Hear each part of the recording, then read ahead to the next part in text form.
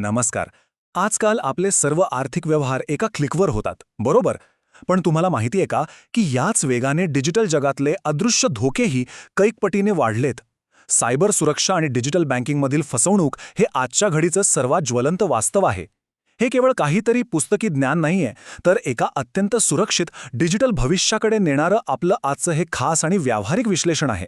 चला तर मग थेट सुरू करूया. आजच्या विश्लेषणाची रूपरेषा अगदी स्पष्ट आहे. आपण पाहणार आहोत डिजिटल फसवणुकीचे वास्तव, या फसवणुकीच्या नेमक्या पद्धती, त्यापासून वाचवणारी संरक्षणात्मक तंत्रज्ञान साधने, रिझर्व्ह बँक आणि NPCIचे ताजे अपडेट्स आणि शेवटी सेफ बँकिंग हब. तर सुरुवात करूया आपल्या पहिल्या आणि अत्यंत महत्त्वाच्या मुद्द्यापासून, डिजिटल फसवणुकीचे वास्तव. आता तुमच्या मनात हा प्रश्न नक्कीच आला असेल की खऱ्या जगात ही आधुनिक डिजिटल फसवणूक नेमकी कशी होते. आपण रोज बातम्यांमध्ये वाचतो, ऐकतो की कुणाचे तरी लाखो रुपये अवघ्या काही सेकंदात गायब झाले. पण प्रत्यक्ष पडद्यामागे नक्की काय खेळ चालतो हे समजून घेणं आजच्या काळात खरोखरच अत्यावश्यक बनलं आहे.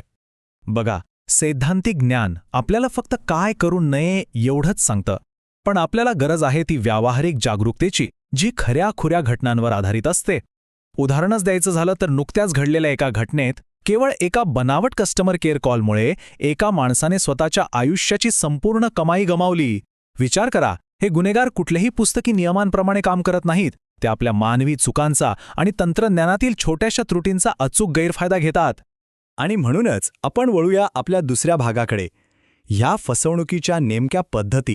ही गुन्हेगारी सहसा 3 अत्यंत वेगवान टप्प्यांत घडते. पहिला टप्पा, तुमच्या मोबाईलवर एक संशयास्पद लिंक येते, जी दिसायला अगदी हुबेहूब खऱ्या लिंकसारखी वाटते. तुम्ही त्या लिंकवर क्लिक करताच दुसरा टप्पा सुरू होतो, जिथे तुमचा डिव्हाइस हॅक होतं आणि एखादा घातक मालवेअर नकळत इन्स्टॉल केलं जातं. आणि मग येतो सर्वात भयानक तिसरा टप्पा. तुमच्या पूर्ण डिव्हाइसचं नियंत्रण गुन्हेगारांच्या हातात जातं आणि ते थेट तुमच्या बँक खात्यात अनधिकृत प्रवेश मिळवतात. हे सगळं इतक्या वेगात घडतं की तुम्हाला काही समजायच्या आत खेळ संपलेला असतो. यातला सर्वात महत्त्वाचा आणि लक्ष वेधून घेणारा मुद्दा कोणता माहितीये? या फसवणुकीची सुरुवात बँकेच्या सिस्टीममधून नाही, तर थेट तुमच्या आमच्या मोबाईल डिव्हाइसमधून होतीये. होय, आपल्या डिव्हाइसमधील कमकुवतपणा हाच या डिजिटल बँकिंग फसवणुकीचा मुख्य दरवाजा आहे. पण घाबरून जाण्याचं कारण नाही. आपला तिसरा मुद्दा याच समस्येवर उपाय देतो: संरक्षणात्मक तंत्रज्ञान साधने. आपल्याकडे आज अशी काही जबरदस्त साधने आहेत जी खऱ्या अर्थाने आपली ढाल बनवू शकतात. यातील सर्वात प्रभावी साधन म्हणजे अँड्रॉइड ऑटो ब्लॉकर. आता हे करतं काय, तर हे कुठलेही अनधिकृत किंवा संशयास्पद ॲप्स तुमच्या फोनवर आपोआप इन्स्टॉल होण्यापासून थेट रोखतं. एवढंच नाही, तर जेव्हा तुम्ही रेल्वे स्टेशन किंवा एअरपोर्टसारख्या सार्वजनिक ठिकाणी फोन चार्ज करता, तेव्हा धोकादायक USB कमांड्स ब्लॉक करून हे तुमच्या डिव्हाइसची मूळ सुरक्षा लक्षणीयरित्या वाढवतं. अत्यंत महत्त्वाचं फीचर आहे हे. या व्यतिरिक्त भारत सरकारचं स्वतःचं M-कवच 2 हे ॲप देखील उपलब्ध आहे. हे ॲप्लिकेशन तुमच्या डिव्हाइसमध्ये अगदी लपून बसलेलं मालवेअर शोधून काढतं. शिवाय तुम्ही कोणत्या ॲपला कॅमेरा किंवा कॉन्टॅक्टसारख्या अनावश्यक परवानग्या दिल्या आहेत याचं सखोल विश्लेषण करतं. सोप्या भाषेत सांगायचं तर हे तुमच्या फोनमध्ये 24 तास उभ्या असलेल्या एका डिजिटल सुरक्षा रक्षकासारखंच काम करतं. आता वळूया आपल्या चौथ्या विभागाकडे, रिझर्व्ह बँक म्हणजेच RBI आणि NPCIचे महत्त्वाचे अपडेट्स. ही संस्थात्मक पातळीवरील सुरक्षा प्रक्रिया प्रामुख्याने 3 टप्प्यांत राबवली जाते. पहिल्या टप्प्यात आहेत RBIची अत्यंत महत्त्वाची जागरूकता मार्गदर्शक तत्त्वे. दुसऱ्या टप्प्यात येतात NPCIचे डिजिटल पेमेंट संरक्षण उपाय, जे आपले UPI व्यवहार सुरक्षित ठेवतात. आणि तिसऱ्या टप्प्यात आहेत निरंतर चालणाऱ्या सार्वजनिक सतर्कता मोहिमा, ज्यांचं मुख्य उद्दिष्ट तुम्हाला आणि मला नवीन घोटाळ्यांबद्दल अगदी वेळेवर सतर्क करणे हे आहे.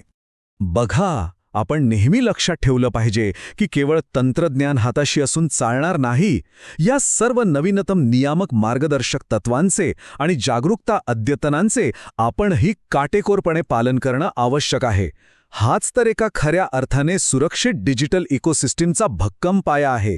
आणि आता आपण पोहोचलो आहोत आपल्या आजच्या विश्लेषणाच्या अंतिम टप्प्यावर, सेफ बँकिंग हब. इथे मला एक अत्यंत महत्त्वाची गोष्ट अधोरेखित करायची आहे. योग्य साधनांचा भक्कम पाठिंबा असलेली तुमची व्यावहारिक जागरूकता हीच या डिजिटल फसवणुकीविरुद्धची तुमची अंतिम ढाल आहे. केवळ बातम्या ऐकून घाबरून जाण्यात काहीच अर्थ नाहीये.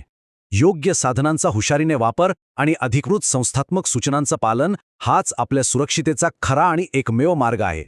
म्हणूनच सतत बदलणाऱ्या या वेगाने धावणाऱ्या डिजिटल विश्वात नेहमी 2 पावलं पुढे राहायचं असेल तर सेफ बँकिंग हबमधील सुरक्षा अपडेट्ससोबत जोडलेले आहात. असे माहितीपूर्ण अपडेट्स मिळवण्यासाठी नक्की सबस्क्राईब करा. ही माहिती योग्य वाटली तर लाईक करा आणि सर्वात महत्त्वाचं म्हणजे आपल्या जवळच्या लोकांना या फसवणुकीपासून वाचवण्यासाठी हे विश्लेषण जास्तीत जास्त शेअर करा. पण जाता जाता फक्त एका प्रश्नाचा नक्की विचार करा. आजच्या या आधुनिक आणि क्षणार्धात रंग बदलणाऱ्या जगात तुमचं डिजिटल आणि आर्थिक आयुष्य खरोखरच पूर्णपणे सुरक्षित आहे का? लक्षात ठेवा, जागरूकता हीच तुमची खरी सुरक्षा आहे.